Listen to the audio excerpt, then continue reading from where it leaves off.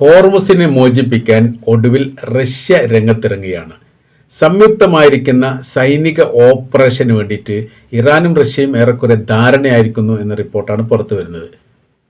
ഇറാന്റെ വിദേശകാര്യമന്ത്രി അബ്ബാസ് അറാജി ഇപ്പോഴും റഷ്യയിൽ തുടരുകയാണ്.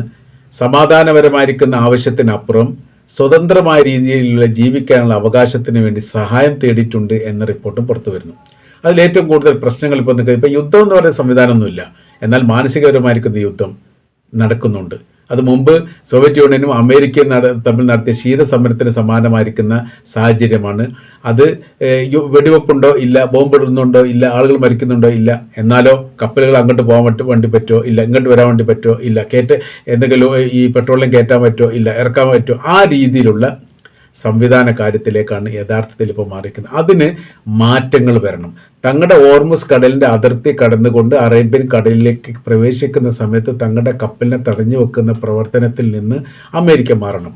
അതിന് റഷ്യ പുറത്തിറങ്ങുന്ന സമയത്ത് ഇതിൻ്റെ പുതിയൊരു മാനവും പുതിയൊരു തലം സൃഷ്ടിക്കപ്പെടും. അഥവാ റഷ്യയും അമേരിക്കയും തമ്മിൽ നേരിട്ട് യുദ്ധം ഉണ്ടാകുന്ന സാഹചര്യം സൃഷ്ടിക്കപ്പെടാൻ സാധ്യതയുണ്ട് എന്നുള്ളതാണ്. ഇപ്പോൾ അറേബ്യൻ രാജ്യങ്ങൾ യുദ്ധവുമായിട്ട് ബന്ധപ്പെട്ട് രണ്ട് തലത്തിലാണ്. നമുക്കറിയാം, രണ്ട് തലം എന്ന് പറയുന്ന സമയത്ത് ഇപ്പോൾ അയൺ ഡോം എന്ന് പറയുന്ന ഇസ്രായേലിൻ്റെ പ്രതിരോധ സംവിധാനം UAE സ്ഥാപിച്ചിരിക്കുന്നു. UAE ഇറാന്റെ ആക്രമണത്തെ പ്രതിരോധിക്കാൻ വേണ്ടിയാണ് സ്ഥാപിക്കപ്പെട്ടത് എന്നാണ് പറയുന്നത്. അത് അവരോടൊരു സഹായം തേടലാണ്. അവരുടെ സഹായം ഒരിക്കലും അനിവാര്യമായിരിക്കുന്ന കാര്യമല്ല. അതൊരു ശരിയായിരിക്കുന്ന രീതിയല്ല, ബദൽ സംവിധാനമാണ് തേടേണ്ടത്. അതല്ലാത്ത രീതിയിൽ ശത്രുവായിരിക്കുന്ന ഇസ്രായേലിനോട് UAE സഹായം തേടിയെന്നൊക്കെ പറയുന്നത് അത് ഉചിതമായിരിക്കുന്ന പ്രവൃത്തിയല്ല എന്നാണ് രാജ്യങ്ങളുടെ അഭിപ്രായം.